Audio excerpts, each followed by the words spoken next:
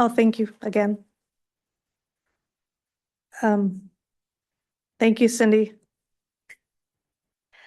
Item 14.1, the Windsor Financial Forecast Analysis of Revenue Options to include the potential for a transaction of use sales tax measure.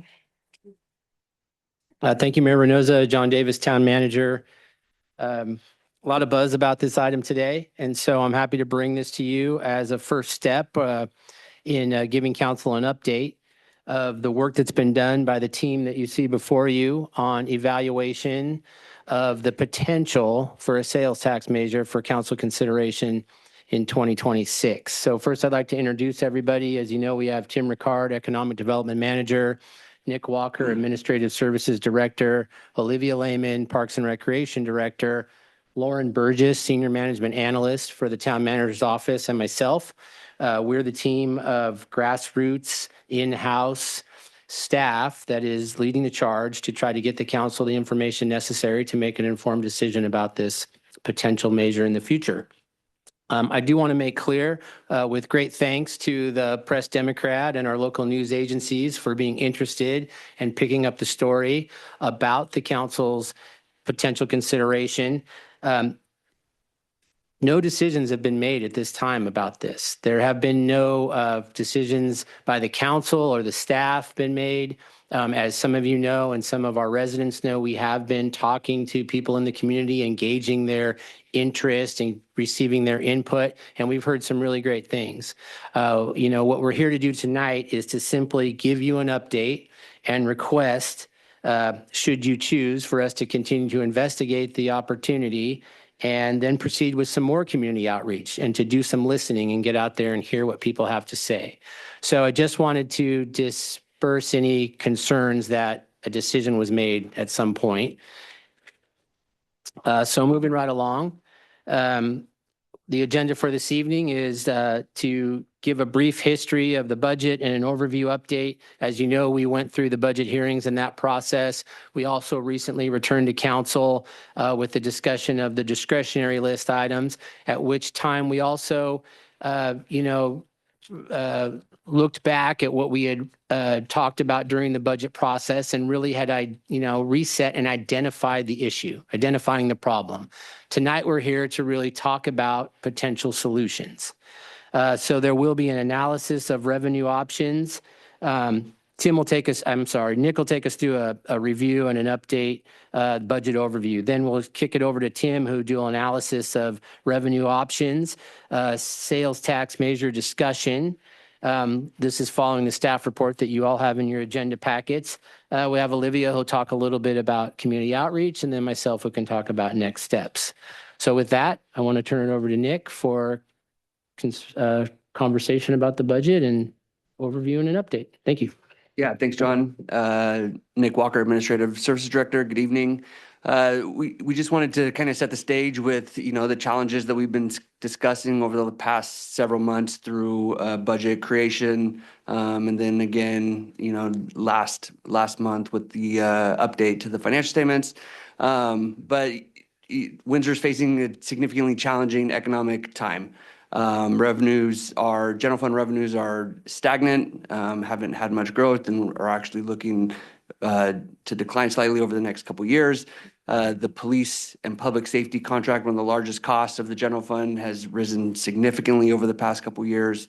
And then just the litany of other costs rising, just like, everybody is kind of facing. The town also pays insurance. The town also pays for fuel. The town also buys construction materials, and all those costs, as a result of inflation, have increased over the past several years. And we've also been having this conversation about the cost of unfunded state mandates continues to rise, be it affordable housing, prevailing wage, the list is extremely long, and that's a challenge that, the general fund continues to face.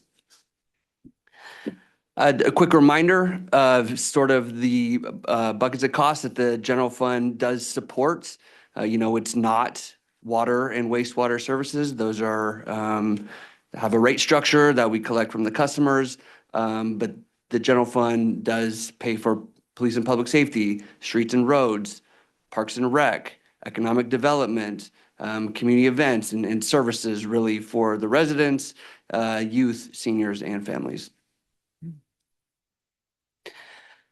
You may recall, this is when we started into the budget process, we really got it assembled and realized there was a significant problem. It started off at about $8.9 million. We went back and made cuts to that budget and deferred maintenance out of that budget, and we're able to reduce that $9 million problem to about $4.7 million for 25-26.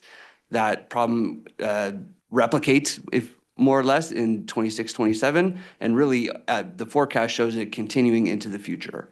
The council agreed to use reserves for this 2 years of budget that was adopted to kind of fill that shortfall. But we know long-term that's not a viable solution, and something else needs to happen. Looking back a couple years, you can see on this chart, revenues outpacing expenditures, which is a good thing. It helped us grow those reserves. Post-pandemic related economics were a challenging time. We can get more into that, but we did have those 22, 23, which were significantly good years. We were able to grow some reserves. 24, things flattened off, and then 25 deficit, and then the budgeted deficits for 26, 27, and that forecast going into the future. The lighter bars there show the full amount of the problem and kind of what it looked like before we addressed the cuts and the deferrals. So in deferring maintenance, you kind of are kicking that can down the road, and it continues to grow over time. As you can see in 2028, that is kind of what that's what that looks like as it continues to grow. The general fund reserve trend showing, the growth in reserves that we just talked about over those couple years, getting us to a place where we can kind of take the time we need to figure out a solution for this problem.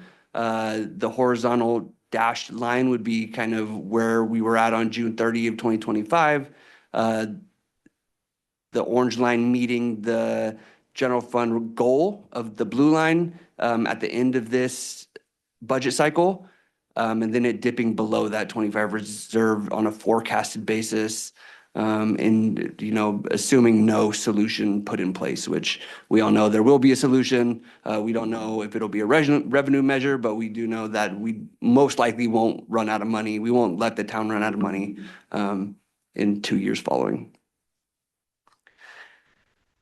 Can we reduce spending? The reductions that have been made are significant reductions already in place. Reducing the police contract by 3 officers is a significant increase. There were cuts across the board from departments in the general fund.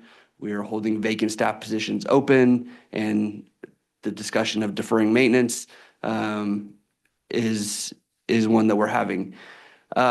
Without new revenue, deeper cuts would likely be considered, likely leading to fewer police officers, reduction in community events, delayed road repairs, reduced park maintenance, and fewer recreation programs following the 27-28 year. And with that, I'll turn it over to Tim. Thank you. Tim Ricard, Economic Development Manager. To address the structural deficit that Nick just outlined, staff evaluated 7 different potential revenue tools used by other California cities. We evaluated these tools and by 4 criteria.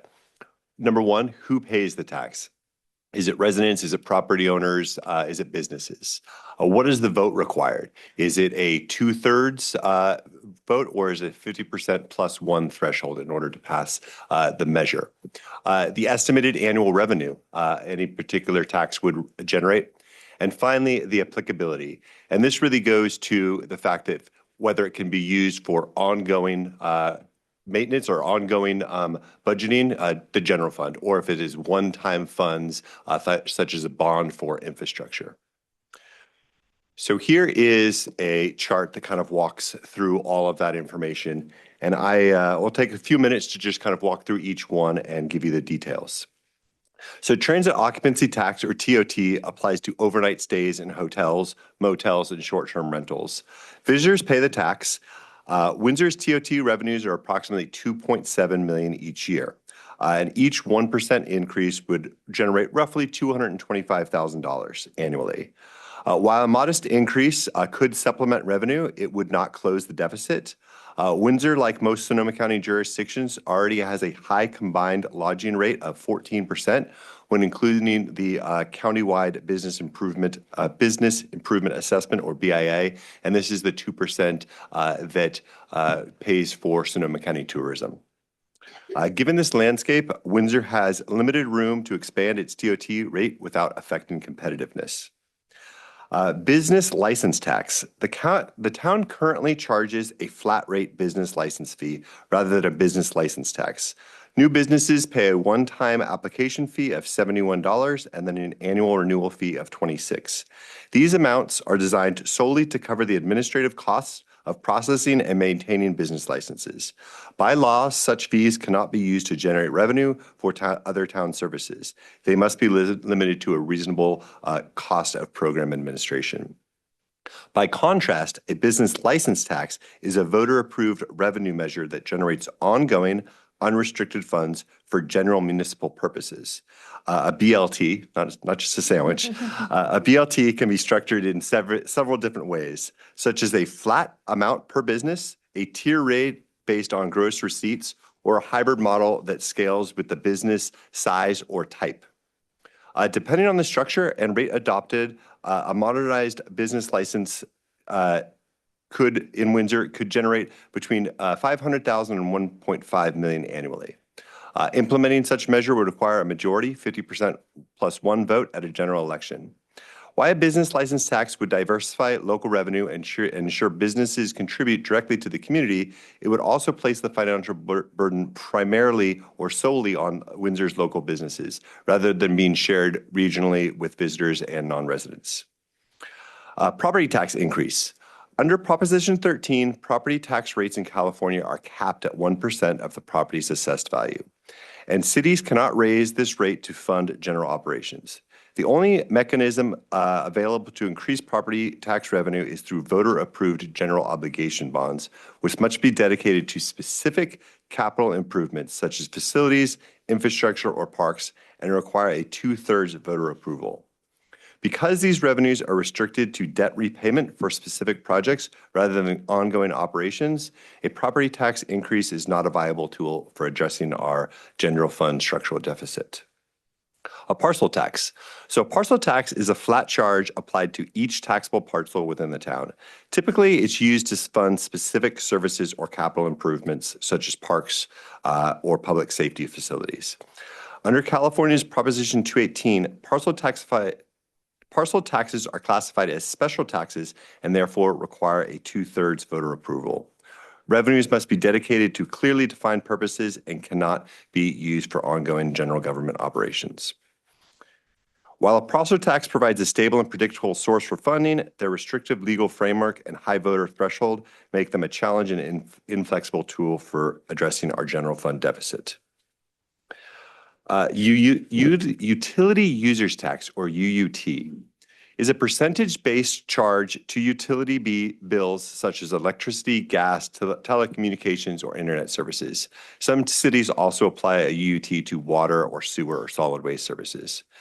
UUT requires a majority, 50% plus one vote, and if it is structured as a general tax, or again, a 2/3 if it is approval for a specified purpose. Depending on the rate, usually typically between 3% and 5% of utilities, it would generate a couple of $1 million annually for Windsor. It does provide a steady and reliable source of revenue. It directly increases household and business utility costs, meaning the financial impact would fall primarily on Windsor residents. Property assessments. Property assessments are levied on parcels that receive a specific and measurable local benefit, such as enhanced landscaping, street lighting, or maintenance within a defined district. Assessments must be based on the proportional specific benefit received by each property and are approved through a weighted ballot process by affected property owners rather than a public election. While assessments can be a useful tool for targeted improvements or maintenance within limited areas, they cannot fund ongoing general government services, so therefore wouldn't be able to address our structural deficit. Finally, a transitions and use tax, or commonly referred to as a sales tax. A transitions and use tax is a voter-approved add-on that is up to 1% that would be applicable to most taxable sales. These measures are common throughout California and are typically implemented in quarter-cent increments, allowing flexibility in setting a rate that aligns with local needs. The fee is collected, just like other taxes, by the California Department of Tax and Fee Administration and remitted directly to the town. Historically, California cities have adopted sunset terms for local sales tax measures, typically between 10 and 20 years. These temporary measures provide short-term relief, but they can limit the town's ability to engage in long-term fiscal and infrastructure planning. More recently, communities have adopted measures that remain in effect until ended by voters. This approach keeps control in the hands of residents while allowing the town to effectively plan for essential long-term needs such as road rehabilitation, park maintenance, and public safety investments. If structured as a general tax, a local sales tax measure requires a simple majority, and revenues can be used for ongoing operations paid through the general fund. A 1% local sales tax would generate approximately $5.5 million, enough to close Windsor's projected structural gap and provide a stable, locally controlled source of revenue to begin restoring service levels, filling vacant police positions, and addressing deferred maintenance on roads and parks. This slide shows a breakdown of the current sales tax rate. So the current base rate in Sonoma County is 9.25, and that's what that's what people pay when they purchase something in Windsor. Out of every $100, for a theoretical $100 purchase, you paid $9.25 in sales tax. Of that, the state receives $6. The county receives $2.25, and only $1 comes back to the town. If a local sales tax measure is passed, 100% of that money would come back to the town. So if a 1% sales tax measure was passed by the voters, we would essentially double the amount of sales tax revenue we bring in each year. Sales tax only applies to certain items. It does not apply to groceries, diapers and baby formula, services, rent, prescription medications and utilities, agricultural products. So a lot of the things that you need to survive on a day-to-day basis would not be subject to California sales tax now, and therefore would not be subject to any additional tax. These are the current sales tax rates throughout Sonoma County. As you can see, Windsor is the only town in the county without a local sales tax. They range from 9.25%, which is Windsor, up to 10.5% for Sebastopol. And the Press Democrat recently reported that Santa Rosa is hired a consulting firm in order to explore whether they will go to the voters in November to raise their sales tax rate to 10.5, matching Sebastopol.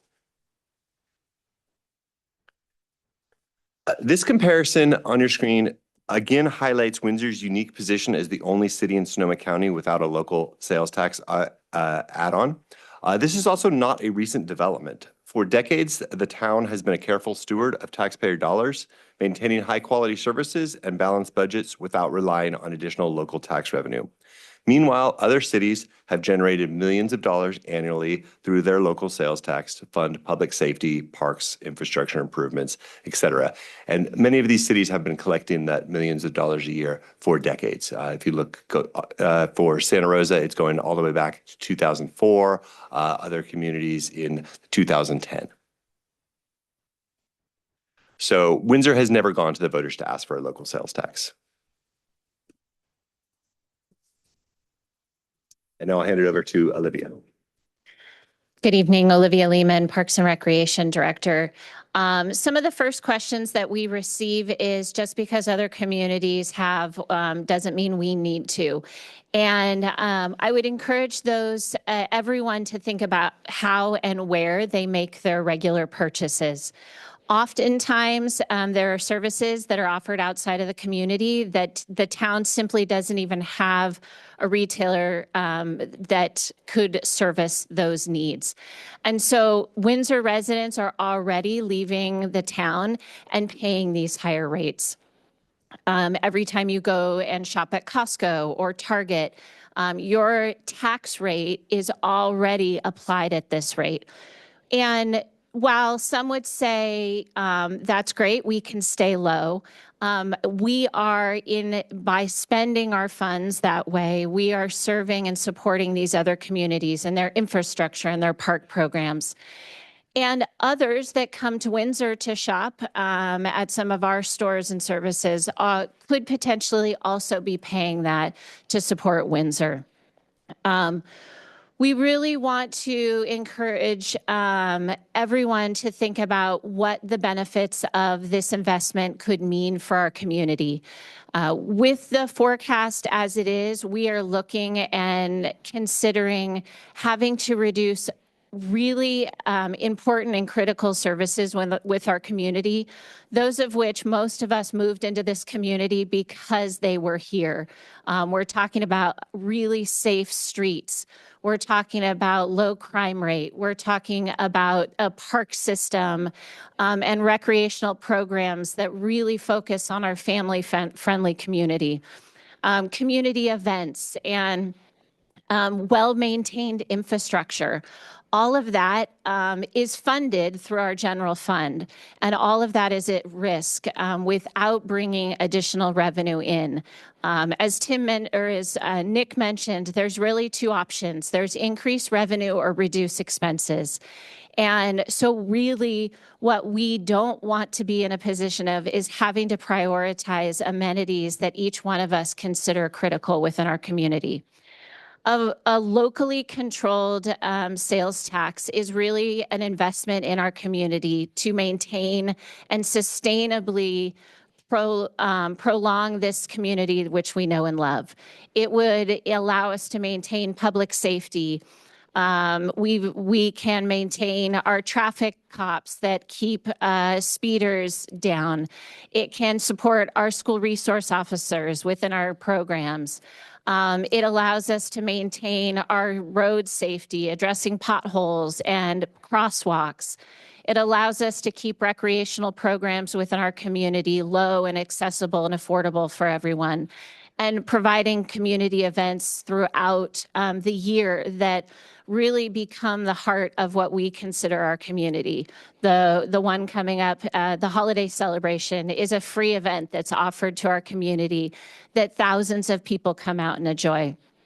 And then just the ongoing maintenance of public infrastructure. Maintaining roads is unfortunately not cheap. And when the cost of asphalt increases, that cost is passed on to the town. So having a sustainable investment in our community allows us to maintain that infrastructure.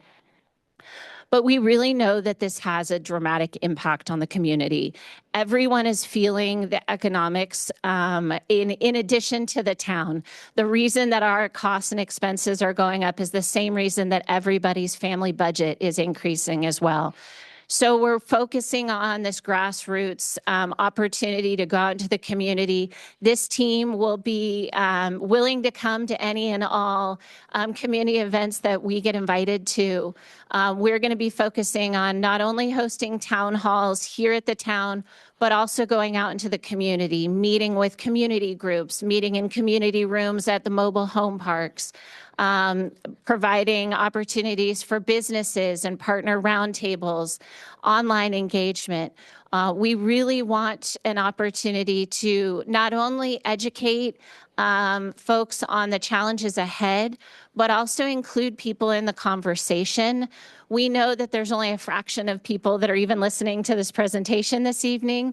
And so we really want to seek out those opportunities to talk to people one-on-one, because having these conversations and prioritizing community amenities, whether it's how we're going to spend a future investment or how we're going to prioritize when we have to reduce benefits in our community because of a reduced revenue. And those conversations only really land when they're close and one-on-one and face-to-face. And so we anticipate and will be spending the next months to come going out into the community.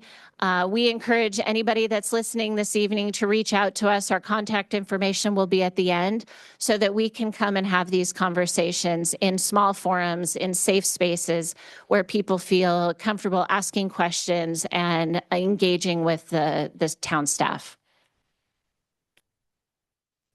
Thanks, Olivia. So we want to take a balanced approach to this problem. One thing we're asked is, well, what has the town been doing? What are we doing to try to address the problem? Nick touched on it a little bit, that we've made some significant budget reductions. We're continuing to look at the way we operate, looking for operational efficiencies, looking for ways that we can consolidate. We're looking at all our policies and procedures to see if there's ways that we can find more savings, and we need to continue to do that into the future. This will be our new norm. So we're not going to the voters without first taking a look at ourselves and continuing to take a look at ourselves. And that's a commitment that we need to make, and that's a commitment that I make to the residents and to the council as we move through this process while you consider this as an option. We talk about next steps. So tonight, we're here to give you our latest update and ask for support to continue the investigation process. This winter, as Olivia was just alluding to, we would really like to get out and engage with the community and do some of these informative and listening sessions. A smart person told me I have 2 ears and 1 mouth, so we should use them in that order. We really want to lean into this grassroots approach. Sometimes this public outreach process, we have heard from constituents in the past that we're checking a box. And I would invite anybody that feels that way to please reach out, have us come and speak with you, your neighbors, your group, your club, your section of the community, and see if that's the case, because we want to hear what you have to say. Coming back in the spring, we'd like to present some of the findings we have. There was a consideration of coming to council much sooner and saying, we think that we're ready to propose a certain amount of a transaction tax, and we don't think we're ready because we've had some good meetings and we've had some good input, and we want to go out and hear more before we come and make a recommendation to the decision makers. So we'd like to come back in the spring, present findings. Also at that point, we'll get with Nick and we'll check in on the state of the budget so that we have the most current, most updated picture, vision of where we're at financially as we move forward. Should council decide to continue the process after that and entertain placing this on the ballot, we would come in July for a council resolution. Council would discuss and potentially vote to place this on the ballot for November of 2026. Again, I want to reiterate at this time, as I open this conversation with, that no decisions have been made. And so we're continuing this investigative process should council wish us to. If it goes on the ballot in 2026, then it would be in November, there would be a vote, and it would be up to the voters to decide. And so those are our next steps and our timeline moving forward. So with that, we think Windsor is worth it. Our residents play a vital role in maintaining the service, safety, and success of this town. They always have, and they always will. A sales tax allows residents and visitors to provide for the future of Windsor. And it takes all of us to keep our small town spirit and community pride. That concludes our report. We're open for questions and any discussion.